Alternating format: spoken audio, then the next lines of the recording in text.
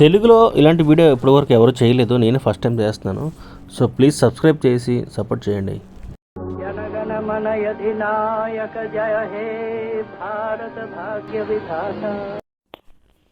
Hi friends, I'm Mani Varma. Welcome to my channel TFC. ఈయనెవరో మీరు గుర్తుపట్టారా? అఫ్కోర్స్ గుర్తుపట్టే ఉంటారు. మీ అందరికీ తెలిసి ఉంటుంది, మన జాతీయ గీతం రచించిన విశ్వకవి రవీంద్రనాథ్ ఠాగూర్ గారు. అలాంటి గొప్ప వ్యక్తి ఇంటికి ఈరోజు నేను వెళ్తున్నాను. ఆయన నివాసం కలకత్తా మహానగరంలో ఉంది. ఇప్పుడు అక్కడికి వెళ్తున్నాను. వెళ్ళేదారిలో ఆయన కోసం నాకు తెలిసిన కొన్ని విషయాలు చెప్తాను, వినండి.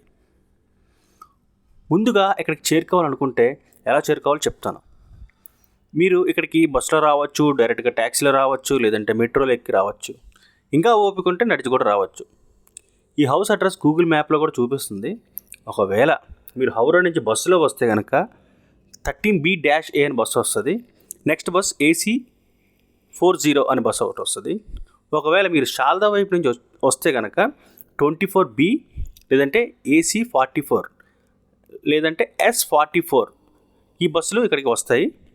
మీరు ఇక్కడ ఈ అడ్రస్లో దిగచ్చు. ఒకవేళ మెట్రోలో వస్తున్నాడు కనుక MG రోడ్ మెట్రో స్టేషన్లో దిగండి, లేదంటే గిరీష్ పార్క్ మెట్రో స్టేషన్లో దిగండి. దగ్గరలో సోనాగచ్చి ఉంటుంది, అక్కడికి మాత్రం వెళ్ళకండి. ఓకే, బస్ దిగాక అక్కడి నుంచి కేవలం వాకబుల్ డిస్టెన్స్లోనే ఇల్లు ఉంటుంది. గూగుల్ మ్యాప్లో చూపిస్తుంది. గూగుల్ మ్యాప్ చూసుకుంటే మీరు వెళ్ళిపోవచ్చు. లేదంటే ఇప్పుడు నేను ఎక్కాను కదా, ఇలాంటి రిక్షా మీరు కూడా ఎక్కండి. చాలా బాగుంది, కొత్తగా అనిపించింది. ఆయన అంత బరువు మోస్తుంటే చాలా బాధగా ఉంది. బట్ నేను ఆయన ఇలాంటి కొత్త ఎక్స్పీరియన్స్ని ఫేస్ చేద్దాం ఉద్దేశంతో నేను ఎక్కాల్సి వచ్చాను. తక్కువ దూరమే 20 రూపాయలు అడిగారు అక్కడి నుంచి. 2 మనుషులు తీసుకెళ్ళగలరు ఆయన. సో ఆయన కూడా ఒక బేర్ వచ్చినట్టు ఉంటుందని చెప్పేసి ఎక్కాను. ఇలాంటి రిక్షా నేను ఎప్పుడు కూడా సినిమాల్లో, టీవీలో చూడడం తప్పితే డైరెక్ట్గా ఎప్పుడు ఎక్కలేదు. అందుకే నా ఒక ఎక్స్పీరియన్స్లా ఫీల్ అవ్వచ్చు అనే ఉద్దేశంతో నేను ఎక్కాను. సో ఎవరు తిట్టుకోకండి, నువ్వెందుకు అంత దున్నపోతలా ఉన్నావు ఎక్కామని.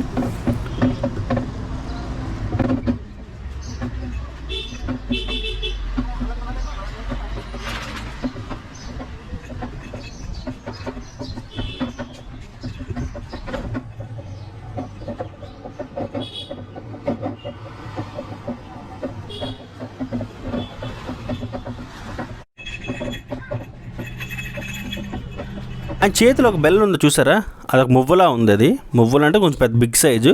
అది గిలకలా, కరెక్ట్ చెప్పాలంటే గిలకలా ఉంది. అది ఆ గిలక చేతితో పట్టుకున్నారు ఆయన. ఎవరైనా అడ్డు వస్తుంది అని ఎలా అంటున్నారు, ఆ సౌండ్కి తప్పుకుంటున్నారు పక్కన ఎవరన్నది. ఆయనకు అది హార్న్ లాంటిది అన్నమాట. సో అంతా manual horn, manual rickshaw, manual wheels, అంతా చాలా కష్టపడి లాగి తీసుకెళ్తున్నారు.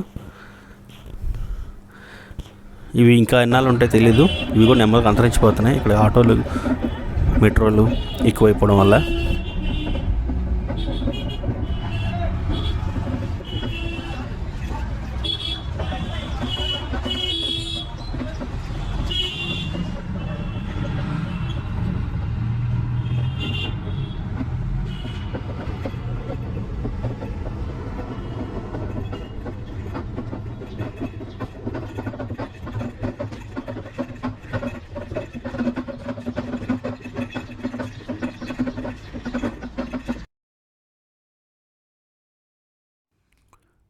వచ్చేసాం. ఇదే మెయిన్ గేటు. ఇక్కడ వరకు ఆయన తీసుకురావడానికి 20 రూపాయలు అయ్యింది. కానీ ఆయన కష్టానికి 20 రూపాయలు తక్కువ అనిపించింది నాకు. సో నేను ఆయనకు 100 రూపాయలు ఇచ్చాను. ఆయన కూడా చాలా హ్యాపీగా ఫీల్ అయ్యారు. లోపల ఎంట్రీ ఫీజు 20 రూపాయలు మాత్రమే. మన మొబైల్కి ఛార్జ్ చేస్తారు. మొబైల్తో ఫొటోస్ గట్రా తీయడానికి 50 రూపాయలు తీసుకుంటారు. అది వేరేగా. కెమెరా గట్రా ఎలవడు కాదు. ఈ మొబైల్ కెమెరా కూడా లోపలికి తీయడానికి కాదు, జస్ట్ బయట గార్డెన్ తీయడానికి మాత్రమే అలౌడ్. లోపల ఎటువంటి వీడియోస్ కూడా తీయడానికి వీలు లేదు. సీక్రెట్గా తీద్దామని ట్రై చేశాను కానీ వీలు పడలేదు. సో రవీంద్రనాథ్ ఠాగూర్ గారి గురించి మరికొన్ని విషయాలు.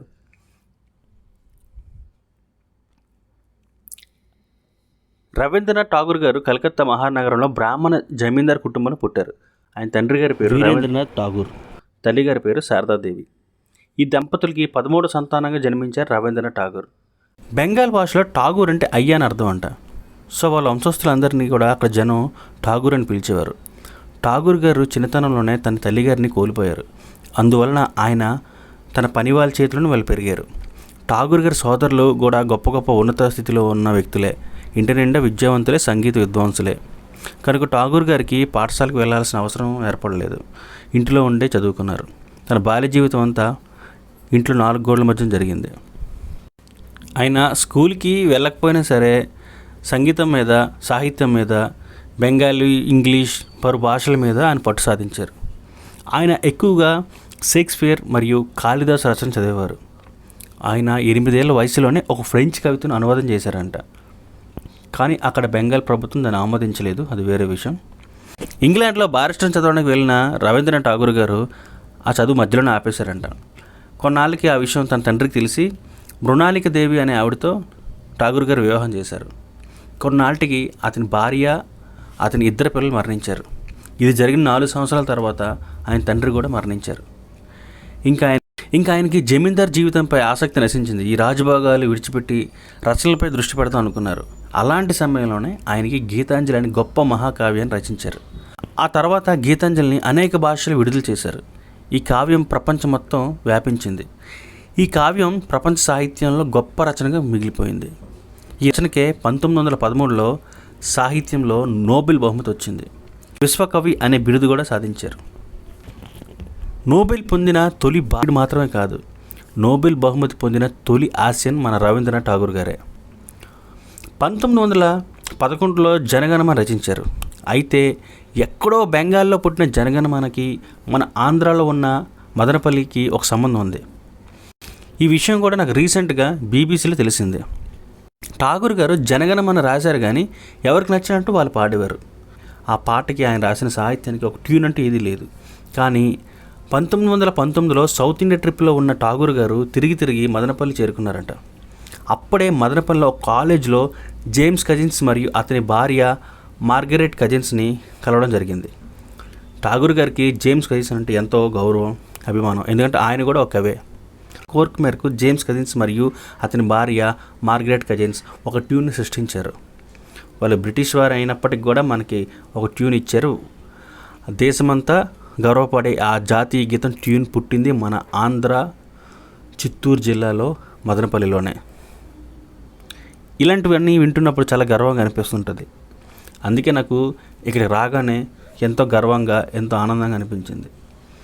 ఇలాంటి చోటుని మీరు కూడా జీవితంలో ఒకసారైనా విజిట్ చేయండి. ఆ మహానుభావుని తలుచుకోండి. జై హింద్.